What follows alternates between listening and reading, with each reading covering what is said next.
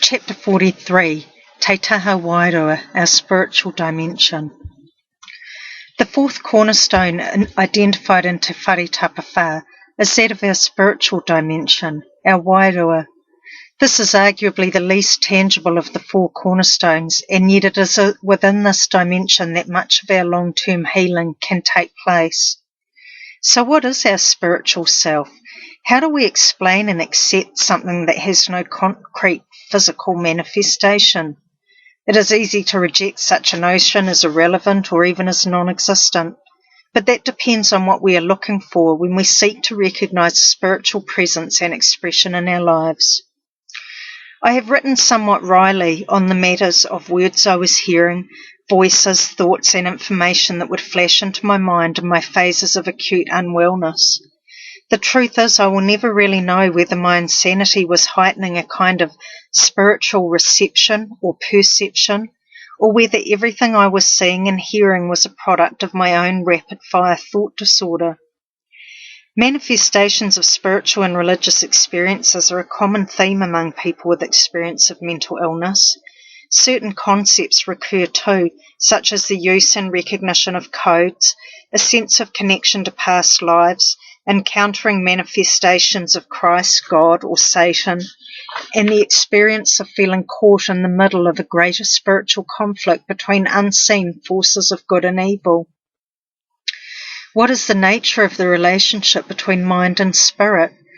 How does mental illness apparently create, bring forth or grant entry into a spiritual depth and perception that seems inaccessible to the mentally well? Why, in otherwise unrelated sufferers of mental illness, are the spiritual preoccupations often so similar? I can't answer these questions. When I crash-landed into recovery and started trying to get clean, I realised I knew very little about spirituality, but I sure knew a lot about what it wasn't. I grew up in a home where, with varying degrees of success, my parents encouraged such characteristics as intelligence and thoughtfulness, creativity, respect for others and kindness towards our elders, and a relationship with our natural environment. Both Mum and Dad were very active in town and civic matters, and they worked hard in their business. They modelled concern at the plights of others, and I think tried to instil in us a sense of fairness, justice, and the importance of contributing to the cultural and political life of one's community. And that would have all been fine, except that the moral compass setting the course in our family life went wildly askew when at 14 my parents' marriage broke down. Suddenly the whole scene changed. People that I had known and trusted turned out to not be what they seemed, and the web of secrets and lies that emerged threw us children into the turbulence of the hurricane's eye.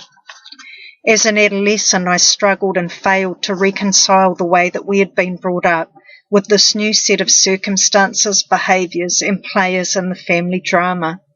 Nothing fitted anymore, and I felt I could no longer rely on anything my parents had taught me to be true, because what I had believed was true of our family had actually not been true at all. I was to get an action replay of these sentiments a decade later when the sexual abuse memories surfaced. Once again, the things that I had thought were true about my life and who I was were in fact masking some other hidden, much darker reality. Both times these revelations shook my foundations. Who was I really? Who were my parents? What and whom could I trust? How could I possibly discern and have any faith in my assessment as to what was real and what was not? Not only did this leave me with very little trust in others, it also meant that I could not trust myself or my own judgments about my world. Over time, my insecurities flourished and my perception of my future became shaky, pessimistic, cynical and unflattering. I was heading along a path which was in many ways the antipathy or complete opposite of a spiritual direction. I lacked hope. I had no faith that things would work out okay. I lived in fear of my memory and any more truths being exposed, and as my depression worsened, I dwelt increasingly in a state of despair. I could see no future on the horizon that might hold anything I wanted or needed or could possibly achieve, and I had no idea how to change any of it. Cannabis, alcohol and mental illness combined to carry me further along this trajectory towards what I later learned in recovery could best be described as spiritual bankruptcy. What do I mean by that? That by the end of my using days, I'd sacrificed most of my moral code to my addiction. I dwelt with my druggy friends and acquaintances in the strange ethical twilight zone of an addict's code of honour and rules of engagement.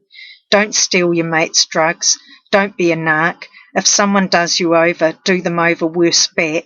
Oh yeah, and by the way, fuck the state and the pigs.